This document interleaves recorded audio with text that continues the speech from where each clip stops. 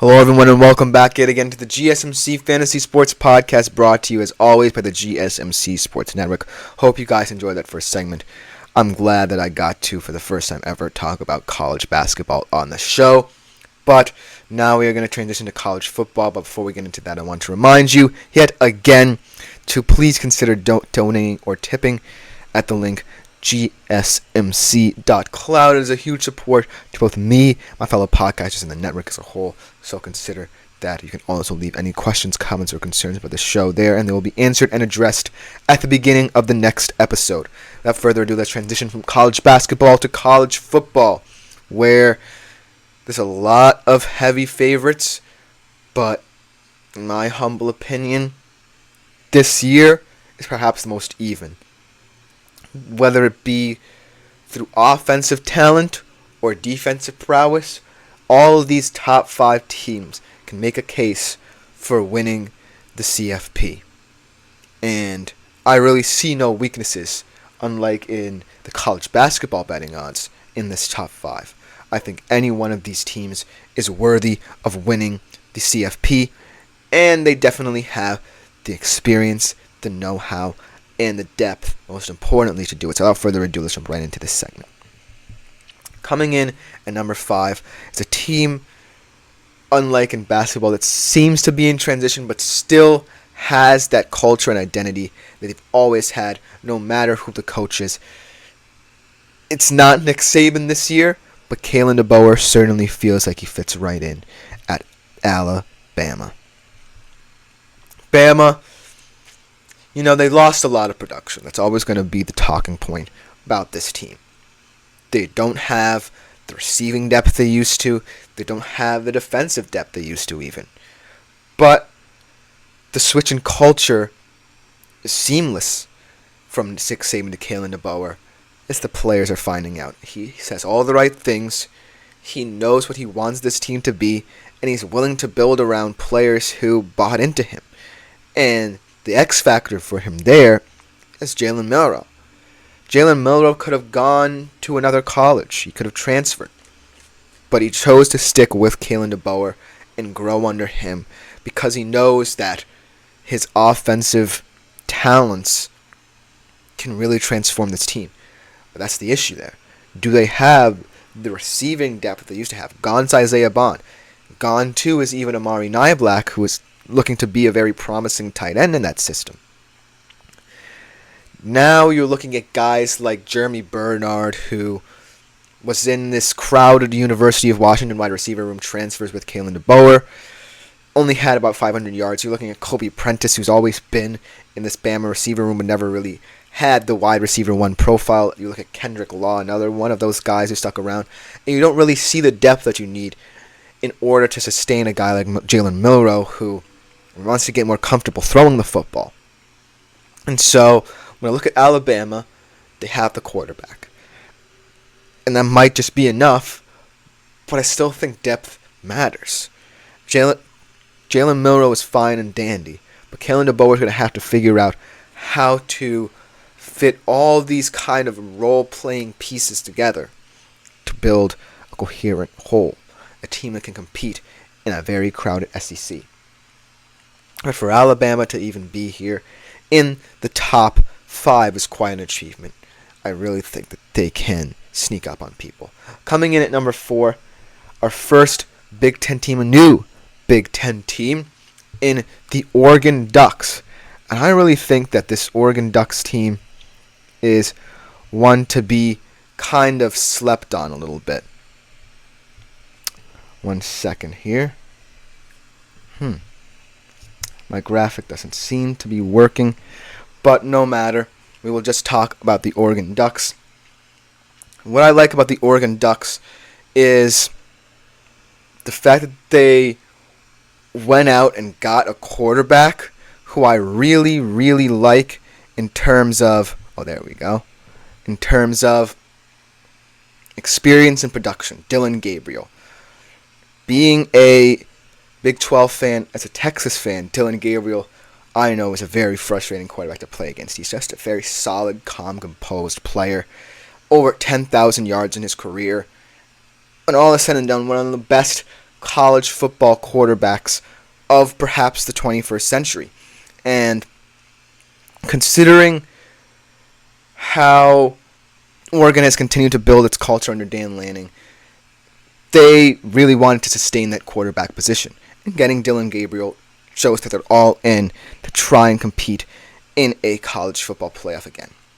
Looking at this receiving core, it's definitely an interesting amalgamation of players. You have Tez Johnson, who had a decent year last year in this Oregon system, but then you bring in two guys who were kind of cast aside from their former teams, and Evan Stewart, who was a former four-star recruit out of Texas A&M, never really got going in the Jimbo Fisher era there. And then Trayshawn Holden, another one of those guys from that Alabama wide receiver room who's trying to make a name for himself.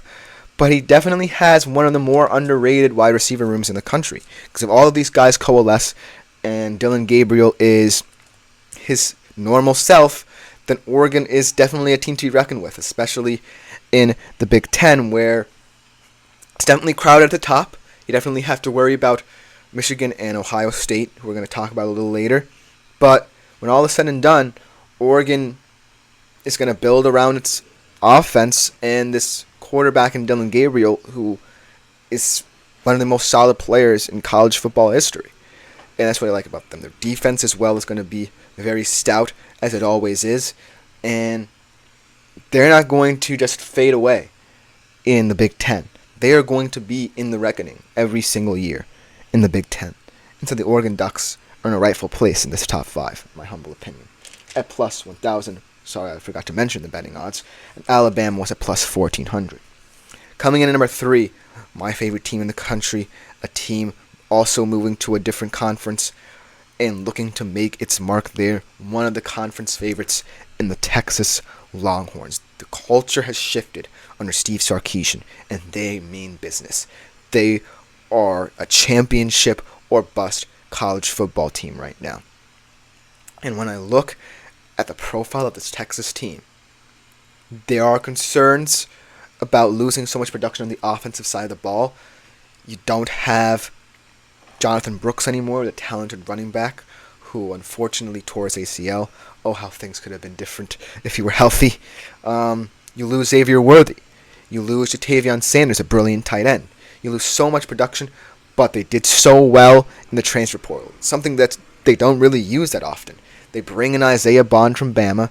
They bring in Nia Black from Alabama. They bring in Matthew Golden from Houston and Silas Bolden from Oregon State. And they're really building a nice core. And don't forget about 5-star freshman Ryan Wingo. I really liked his spring game. They just have so much talent. And Quinn Ewers, they have a reliable, steady quarterback. You can talk about his consistency issues. But when all is said and done, if he rounds into form, he is one of college football's best quarterbacks. And I really believe that in perhaps his final year in college football, he's going to have something to say. Not just as a quarterback, but in the Heisman race and in the CFP perhaps. Looking at this SEC, they definitely have one of the easier schedules. They have some tough tests to navigate in Michigan, Georgia, and obviously the Red River rivalry for the first time in the SEC against Oklahoma. But they still should be there and thereabouts in the SEC. I think the question is about their defense. Who's going to step up? Can Anthony Hill at linebacker step up? Who's going to step up in the secondary? Can Jahdae Barrett and Barron Sorrell be solid players? Can Alfred Collins fill in the holes left on that interior defensive line with the absences of Devondre Swen and Byron Murphy? How can this Texas Longhorn team improve on defense? If they do, then I think they are the favorite in the SEC. But for now, they're the number 3 team in terms of overall betting odds. Coming in at number 2, perhaps the most talked about team of this past off-season. Perhaps one of the deepest wide receiver rooms, the best wide receivers in the country. And it's all going to come down to their starting quarterback, another transfer quarterback as well, in the Ohio State Buckeyes. They bring in Will Howard from Kansas State to be their quarterback. And in my honest opinion, he just has to be like what Kyle McCord was last year. He just has to be a serviceable enough quarterback to make all his receivers happy. Because Becca Ibuka definitely is someone who is one of the best all-around wide receivers in college football. Should be the top wide receiver in the 25 NFL draft class. You have freshman Jeremiah Smith, who has been talked about so highly after the spring game. You have Julian Fleming still. You have so much depth at the wide receiver position that I really like. Carnell Tate as well, another 4-star freshman recruit. And if they truly believe in the depth of this wide receiver room, and these wide receivers truly live up to their billing, then that's all I think Ohio State needs. Their defense is solid. They have such depth and experience. One of the most experienced defenses in the Big Ten and in college football. When I look at Ohio State, all I'm concerned about is Will Howard. How is he going to translate to a more pressurized culture? Coming from Kansas State, he basically lived with being accepted as a serviceable college football quarterback. Now, the nation's eyes are going to be upon him every single game, especially in the Big Ten that's now more crowded than ever. So, can Will Howard deliver? If so, then Ohio State's definitely a favorite. If not, maybe they fall a bit behind in the pack. But for now, they definitely are one of the most exciting college football teams on paper. So keep your eye out for them. And plus 450, Texas was plus 750. This is kind of where you see the chasm between these teams. But coming in number one, obviously, no surprise here, is the Georgia Bulldogs. So I don't know why I put the UConn Huskies there.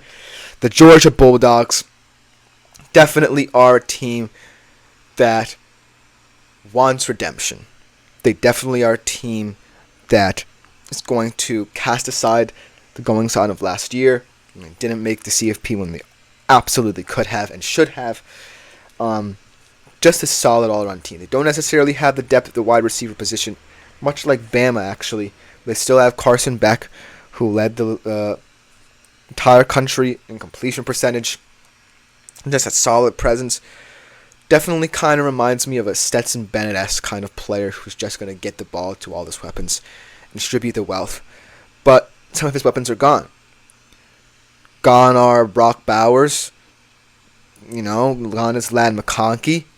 Now you're going to rely on guys such as Dominic Lovett and Ra Thomas. And I think that the X factors in this offense are going to be the new tight ends in Stanford transfer Benjamin Yurosek and Oscar Delp. How are they going to fit into the scheme? How are they going to profile? Because that's going to be very important for Georgia, because Carson Beck is one of those quarterbacks who I feel relies a lot on timing, and if the pace of the offense is not up to par, that's where you can really start to attack Georgia. If something is thrown out of rhythm, if something goes awry offensively, that's the weakness in Georgia. And this time they don't have many security blankets to fall back on. You don't have Brock Bowers to bail you out. You don't have Ladd McConkey to bail you out. You have to rely on this kind of inexperienced receiving core and see what you can make of it. And that's the ultimate task. If so, then they definitely are the favorites at plus 330 to win the championship. But if not, much like with Bama's issues, then they fall behind in the pack. This should just about do it for this segment of these betting odds. Hope you guys like it. Coming up next, we have an interesting segment where I make my own all-upside team based on an ESPN article that I read in the recent past. Hope you guys will enjoy it. We will be right back on the GSMC Fantasy Sports Podcast with that. Looking for your daily fix of sports talk with